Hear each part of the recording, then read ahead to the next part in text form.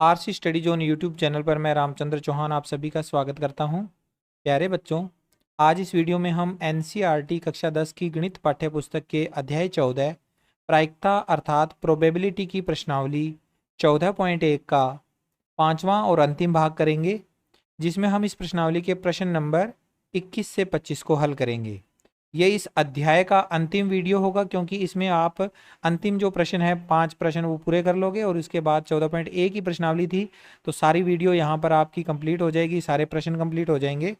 तो इस वीडियो को शुरू करने से पहले अगर आपने अभी तक चैनल को सब्सक्राइब नहीं कर रखा है तो चैनल सब्सक्राइब कर लीजिएगा, क्योंकि कक्षा 10 की गणित पाठ्य पुस्तक से संबंधित महत्वपूर्ण वीडियो बोर्ड परीक्षा के लिहाज से और इसके अलावा पूरे अध्यायों की प्रश्नावलीवार वीडियो के लिंक्स आपको लगातार अपडेट मिलती रहेगी। तो चैनल को सब्सक्राइब करके चैनल से जुड़े रहिए। आइए स्टार्ट कर लेते हैं इस वीडियो को।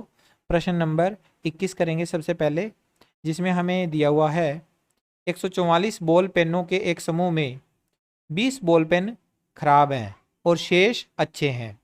आप वही पेन खरीदना चाहेंगे जो अच्छा हो, परंतु खराब पेन आप खरीदना नहीं चाहेंगे। दुकानदार इन पेनों में से यादृच्छिक एक पेन निकालकर आपको देता है। इसकी क्या प्रायिकता है कि आगे दो प्रश्न हैं, आप वह पेन खरीदेंगे, आप वह पेन नहीं खरीदेंगे। दो अलग अलग प्रश्न है इसमें से, देखते हैं कि कैसे हल होंगे ये। सबसे पहले हम इसमें लिखेंगे 144 बॉल पेनों का समूह है, तो कुल बॉल पेन कितने हुए? कुल बॉल पेन बराबर 144। इनमें से 20 बॉल पेन खराब है, तो लिखेंगे खराब बॉल पेन। खराब बॉल पेन कितने खराब हैं? 20, तो 20 लिख दो। और अच्छे बॉल पेन कितने हुए? बाकी जो बचे वो अच्छे हैं, तो अच्छे बॉल पेन 144 में से खराब बॉल पेन 20 कम कर दो, 124। कुल परिणाम कितने हैं बच्चों इसमें? कुल परिणाम हमारे पास कुल पेनों की संख्या जो है वही हमारे कुल परिणाम है 144। ठीक है, यहां तक कि ये चीजें हमें लिखनी होती है, जरूरी होती है हर एक प्रश्न के लिए। अब इसका पहला पार्ट, आप वह पेन खरीदेंगे, जो पेन निकाला गया उसे हम खरीदेंगे, इसकी प्रायिकता बतानी है। तो हम लिखेंगे पेन खरीदने के अनुकूल परिणाम। ऐसे कितने परिणाम हैं जो पेन खरीदने की अनुकूल है? तो पेन खरीदने के अनुकूल परिणाम, हम वही पेन खरीदेंगे जो पेन अच्छा है, खराब पेन तो हम नहीं खरीदेंगे ना। तो अच्छे पेनों की संख्या कितनी है? 124। तो अच्छे पेनों की संख्या यहां पर नोट करनी है अपने को। तो पेन खरीदने के अनुकूल परिणाम हो गए 124। नीचे लिखेंगे अभिष्ट प्रायिकता अनुकूल परिणाम बटा कुल परिणाम। अनुकूल परिणाम है 124 और कुल परिणाम है 144। दो के पहाड़े से अगर इसे काटें तो ये आ जाएगा 62, और इसको काटेंगे तो ये आएगा 72।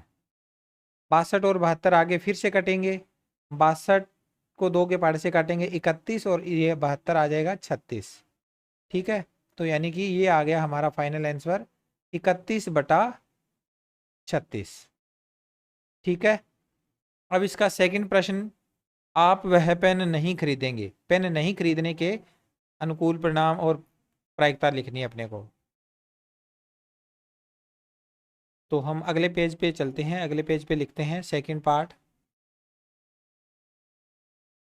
पेन नहीं खरीदे जाने के अनुकूल परिणाम। पेन नहीं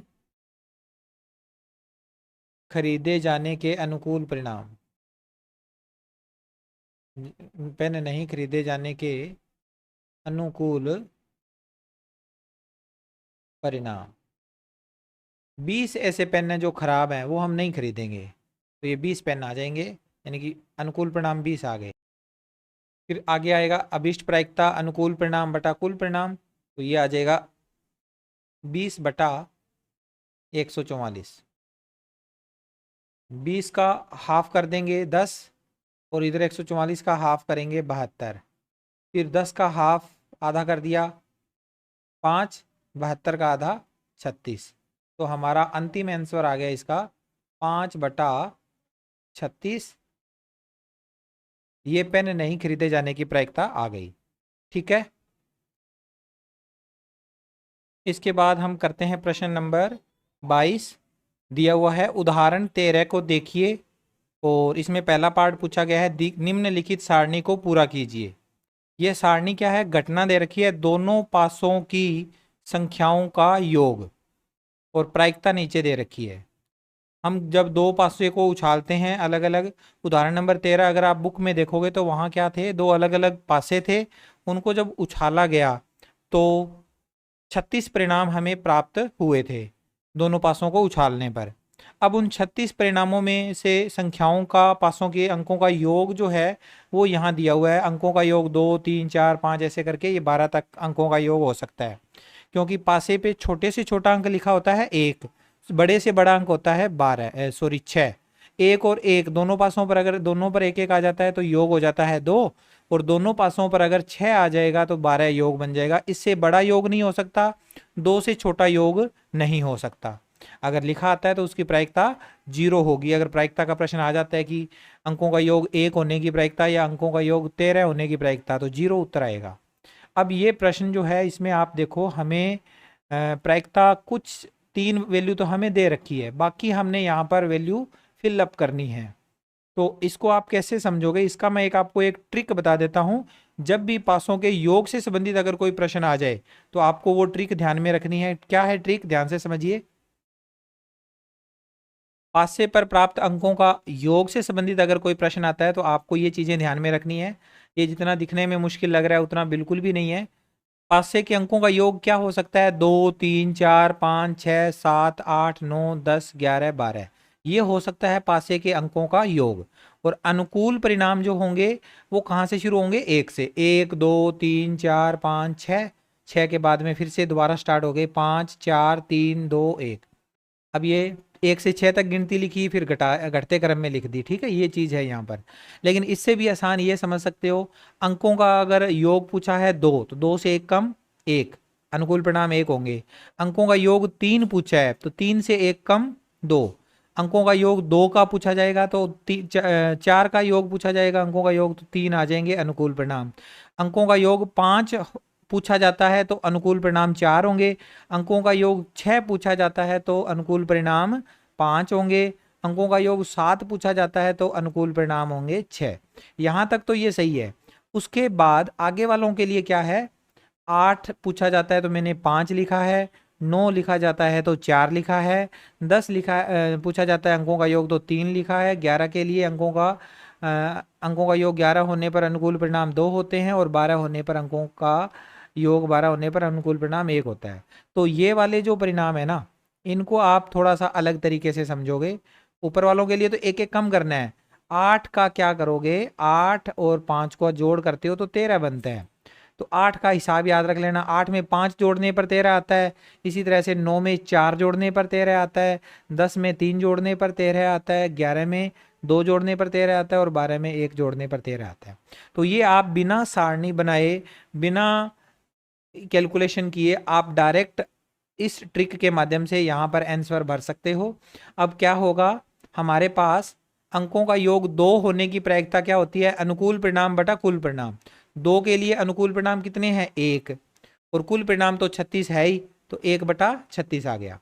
अंकों का योग 3 होने के लिए कुल परिणाम कितने हैं, 2, तो इसका जो आंसर आएगा वो क्या आएगा, 2/36।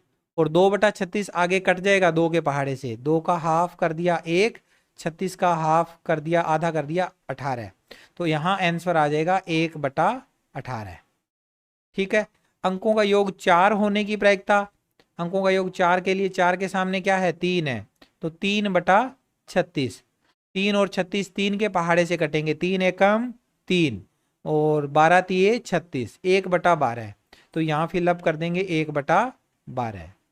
ठीक है, सारणी ही कंप्लीट करनी थी, कैसे आंसर आए वो पूछा नहीं है। ज्ञात करने के लिए पूछता तो हम डायरेक्ट इनको हल भी करते, यहाँ डायरेक्ट हम आंसर लिख रहे हैं। अंकों का योग 5 होने की प्रायिकता निकालनी है तो 4/36 आएगा। 4/36, 4/36 4 के पहाड़े से कटेंगे, 4 एकम 4, 4 निम 36, तो 1/9 इसका उत्तर आ जाएगा। ठीक है। इसके बाद अंकों का योग 6 होने की प्रायिकता, तो 6 के लिए 5/36 आ जाएगा। 5/36, 5/36 तो कटता है नहीं, तो 5/36, 5/36 एज इट इज आ जाएगा।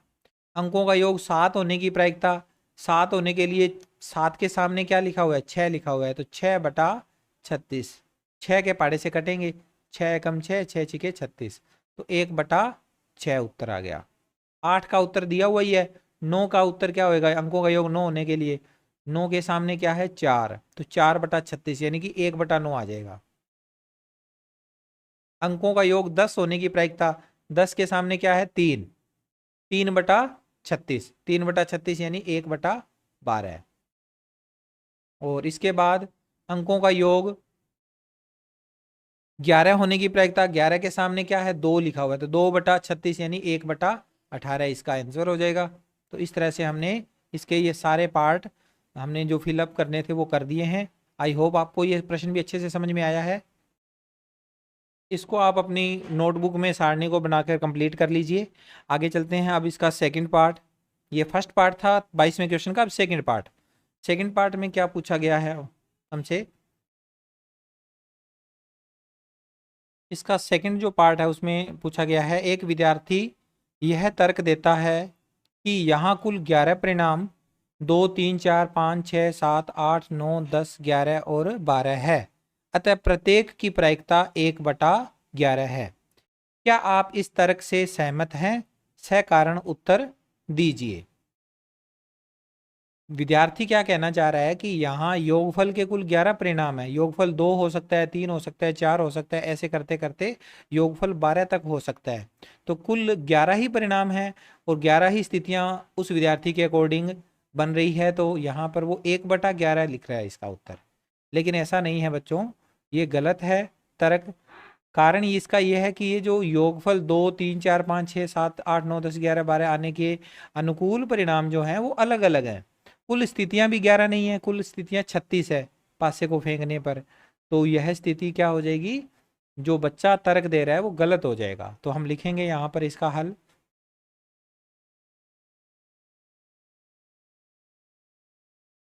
विद्यार्थी द्वारा विद्यार्थी द्वारा दिया गया तर्क,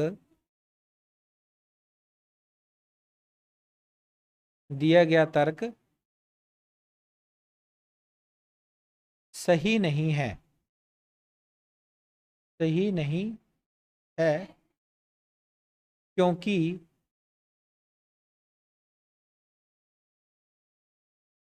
पासे पर प्राप्त अंकों का योग के अनुकूल परिणाम, प्राप्त अंकों के योग के अनुकूल परिणाम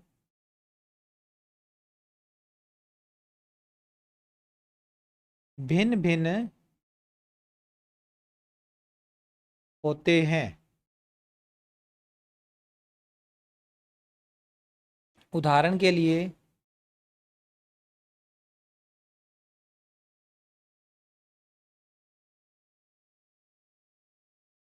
योग 3 प्राप्त करने की स्थितियां या परिणाम, योगफल अगर हम 3 बनाना चाहते हैं तो 2 स्थितियां हैं। एक तो है 1,2 व 2,1, 2,1 है। जबकि योग दूसरा ले लेते हैं 5, योग 5 प्राप्त करने की स्थितियां कौन कौन सी हो सकती है। 5 प्राप्त करने के लिए 1,4, 4,1, 2 तो स्थितियां ये हो गई, और इसके अलावा 2,3 और चौथी स्थिति हो जाएगी 3,2 है। ठीक है, अलग अलग इसके परिणाम तो 2 ही आए और यहाँ पर 5 स्थितियां प्राप्त हो गई, 4 स्थितियां। तो ये इसका आंसर हो गया। नोट कर लें इसे अपनी नोटबुक में। अगला प्रश्न, प्रश्न नंबर 23। एक खेल में एक रुपए के सिक्के को 3 बार उछाला जाता है और प्रत्येक बार का परिणाम लिख लिया जाता है। तीनों परिणाम समान होने पर, अर्थात 3 चित्त या 3 पट प्राप्त होने पर हनीफ खेल में जीत जाएगा, अन्यथा वह हार जाएगा। हनीफ के खेल में हार जाने की प्रायिकता परिकलित कीजिए। तो सिक्के को 3 बार उछाला गया है तो हम लिखेंगे परिणाम कितने हैं टोटल, हल करेंगे इसे। सिक्के को 3 बार उछालने पर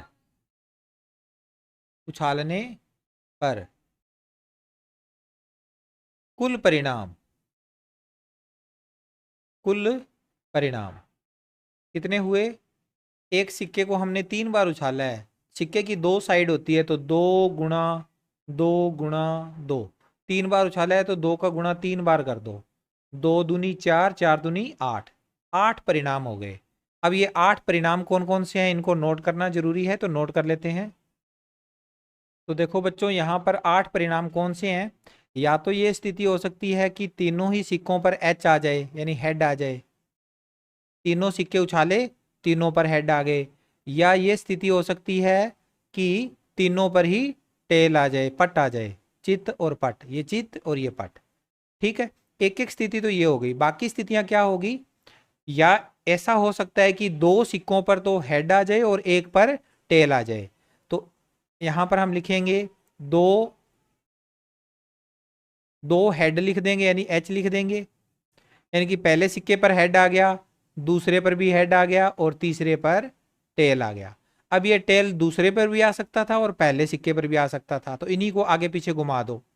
ये टी जो है हम बीच में लिख देंगे दूसरे सिक्के पर और एच हो गया सबसे लास्ट है।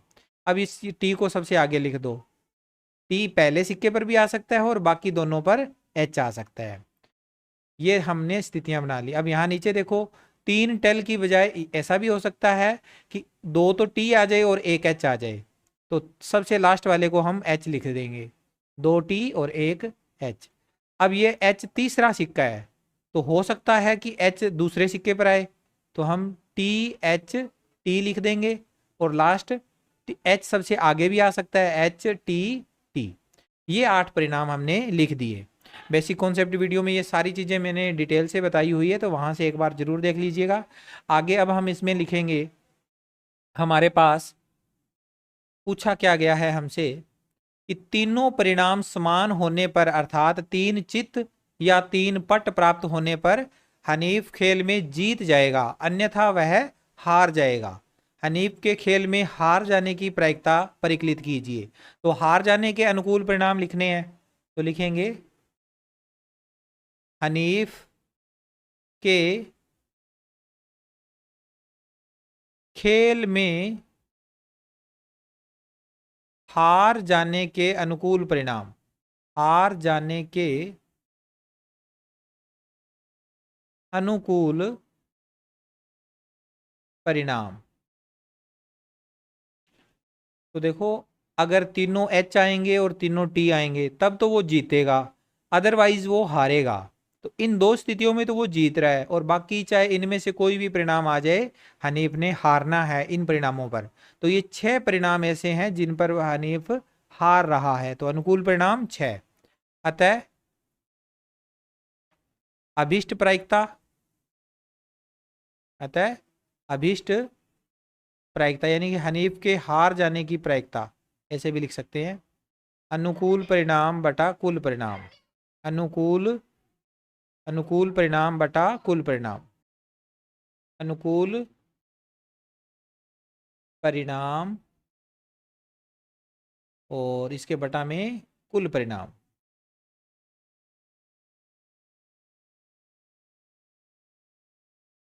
अनुकूल परिणाम तो है 6 और कुल परिणाम है 8। 6/8, 2 के पहाड़े से कटेंगे, 2 तिये 6, 2 चौके 8, अर्थात हमारा जो आंसर आएगा वो आएगा 3/4।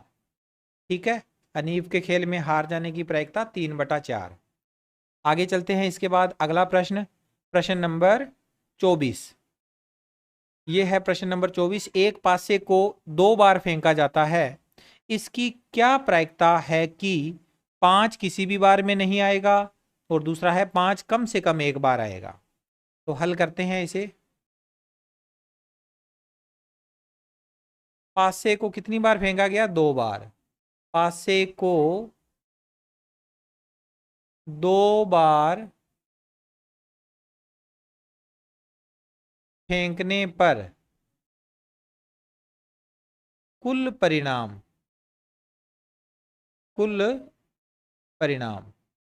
पासे की साइड होती है 6 और हमने पासे को 2 बार फेंका है, तो 6 का गुणा 2 बार करेंगे, 36 परिणाम हो जाएंगे।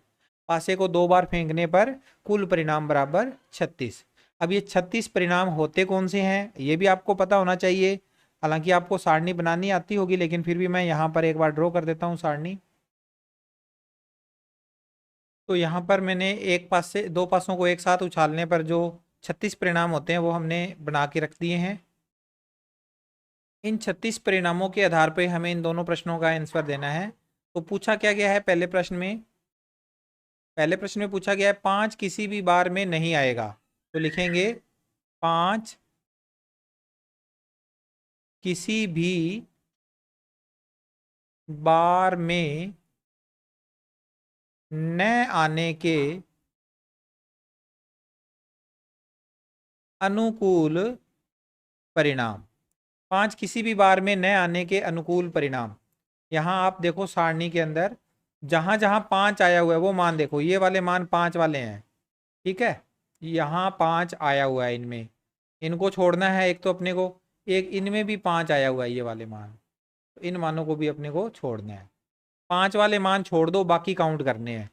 5 किसी भी बार में नहीं आया है, तो 5 वाले मान हमने छोड़ने हैं। तो गिनो इनको, 1 2 3 4 5 6 7 8 9 10, इसको पहले गिन ही लिया। 11 ऐसे मान है जहां पर 5 आया हुआ है। इस लाइन में ही 5 है और इधर भी 5 है। 11 मानों में बाकी कहीं पर भी आपको 5 नहीं दिखाई देगा। तो 11 परिणामों के अलावा कितने मान बच गए? 36 में से 11 कम कर दो तो 25 परिणाम हमारे ऐसे हो गए जहां पर 5 आया हुआ है। ठीक है, तो हम इसकी अभिष्ट प्रायिकता निकालेंगे। अभिष्ट प्रायिकता, अभिष्ट प्रायिकता बराबर क्या होता है? प्रायिकता का फार्मूला अनुकूल परिणाम बटा कुल परिणाम। तो अनुकूल परिणाम बटा कुल परिणाम अगर हम निकालेंगे तो कितना आएगा? अनुकूल परिणाम तो है 25 और बटा में कुल परिणाम है 36। 25/36 इसका आंसर हो गया। ठीक है, अब इसका सेकंड पार्ट है 5 कम से कम एक बार आएगा। तो 5 कम से कम एक बार आने की प्रायिकता निकालनी है। तो नोट करेंगे यहां पर 5 कम से कम एक बार आने के अनुकूल परिणाम। 5 के कम से कम एक बार आने के अनुकूल परिणाम। तो इस वाली पट्टी में देखो सारे 5 आए हुए हैं, इसमें भी और इसमें भी 5 आए हुए हैं, तो इन्हीं को काउंट करना है। कम से कम एक बार का मतलब एक बार तो होना ही चाहिए, एक से ज्यादा भले हो जाए। इसमें एक बार है, इसमें भी एक बार 5 है, यहाँ पर भी एक बार है, यहाँ पर भी एक बार है, इसमें 2 बार है, तो भी काउंट करेंगे, कम से कम एक तो है ना। इसमें भी एक बार है, इन सारे मानों में भी 5 5 है, तो 5 कम से कम एक बार, 11 परिणाम हो गए, अनुकूल परिणाम 11। इसके बाद अभिष्ट प्रायिकता निकालनी है, तो लिखेंगे अभिष्ट प्रायिकता। अभिष्ट प्रायिकता, अभिष्ट प्रायिकता का सूत्र अनुकूल परिणाम बटा कुल परिणाम। अनुकूल परिणाम है 11, कुल परिणाम है 36, तो 11/36 इसका आंसर आ जाएगा। ठीक है, इसके साथ एक सवाल मैं अपनी तरफ से तीसरा सवाल करवा देता हूं। अगर ये लिखा होता यहाँ, जैसे 5 कम से कम एक बार लिखा हुआ है, इसी क्वेश्चन में अगर ऐसा लिखा आता कि 5 केवल एक बार आएगा, क्या लिखा आता, 5 केवल एक बार आएगा, तब हमें क्या करना पड़ता। उस स्थिति में हम लिखेंगे यहां 5 केवल 5 केवल एक बार आने के अनुकूल परिणाम, 5 केवल एक बार आने के अनुकूल परिणाम। अब ये समझिएगा कैसे निकालना है। यहां पर देखो 5 केवल एक ही बार होना चाहिए। इन वाले परिणामों में देखो 5 एक बार है, एक बार है, ये सारे एक एक बार है, यहाँ 2 बार आए हुए हैं, यानी ये परिणाम हम इंक्लूड नहीं करेंगे, इस वाले को हम छोड़ेंगे, ये परिणाम हमारा इंक्लूड नहीं होएगा। बाकी यहाँ भी एक बार है, इनमें भी एक बार है, ये भी एक बार आया हुआ है, तो एक को छोड़ दो 11 में से, 11 परिणामों में से एक कम कर दो, यानी टोटल रह जाएंगे 10 परिणाम। तो यहाँ पर हम फिल करेंगे 10। ठीक है, तो अभिष्ट प्रायिकता, अभिष्ट प्रायिकता बराबर कितनी हुई, अनुकूल परिणाम बटा कुल परिणाम, 10/36, और 10/36 का मतलब कटने के बाद में ये बन जाएगा 5/18। ठीक है, तो इस तरह से ये 3 टाइप के क्वेश्चन यहाँ पर बनते हैं।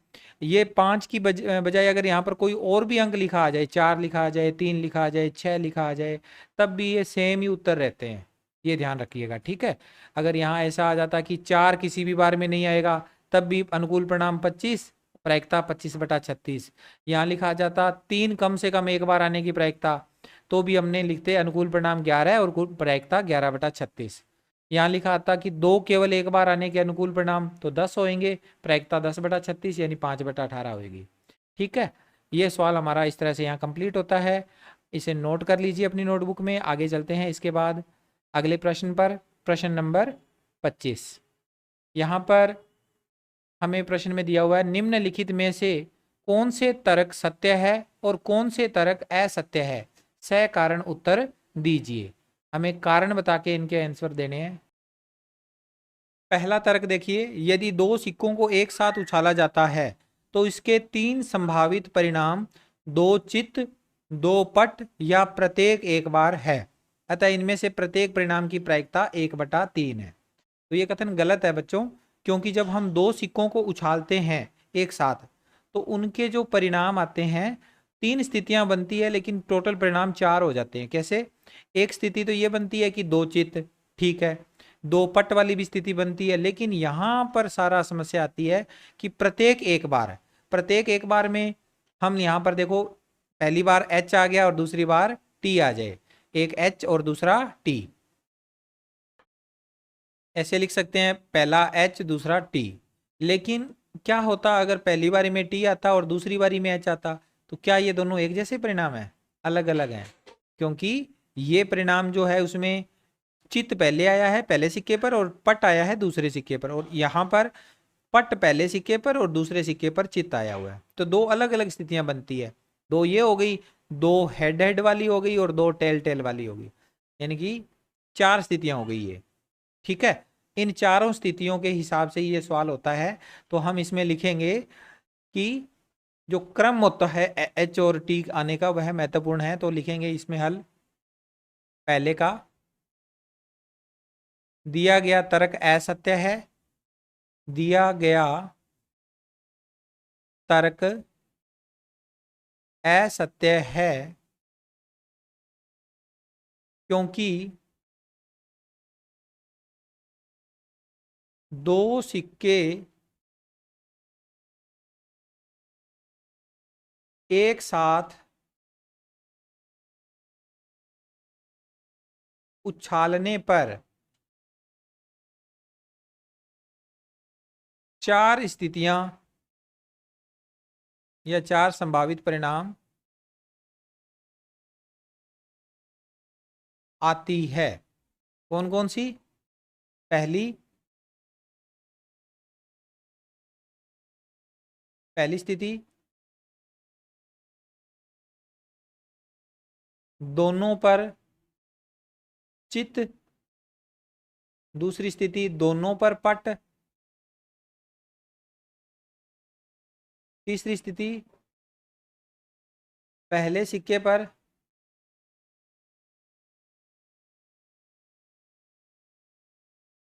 चित व दूसरे पर पट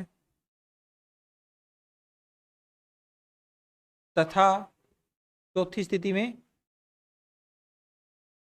पहले पर पट व दूसरे पर चित।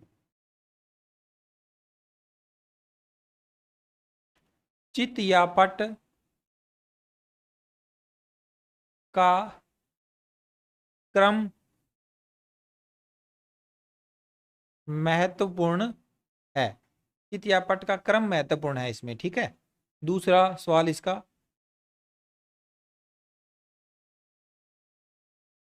यदि एक पासे को फेंका जाता है तो इसके दो संभावित परिणाम एक विषम संख्या या एक सम संख्या है, अतः एक विषम संख्या ज्ञात करने की प्रायिकता 1/2 है। ये दूसरा तर्क है, इसको देखो। यहां पर आप ये देखो बच्चों, जब हम पासे को फेंकते हैं तो कुल 6 परिणाम होते हैं और वो 6 परिणामों में से 3 परिणाम ऐसे होते हैं जो कि विषम संख्याएं हैं और 3 क्या है, सम संख्याएं हैं। 3-3 हो जाएंगे अलग अलग। तो अगर हम उनकी प्रायिकता निकालेंगे तो क्या हो जाएंगी, 1/2 ही आएगा इसका आंसर। तो यहां लिखेंगे दिया गया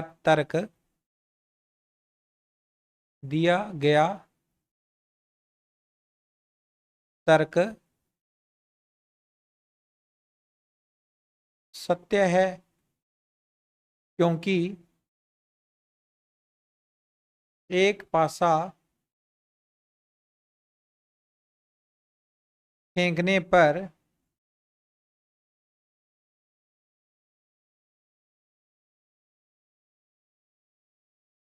विषम संख्या 1, 3, 5 तथा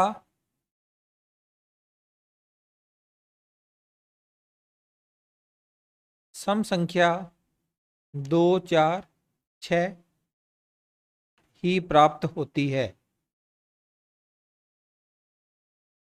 सम या विषम ही प्राप्त होती है, ठीक है। तो प्रायिकता क्या होगी, 1/2 होगी।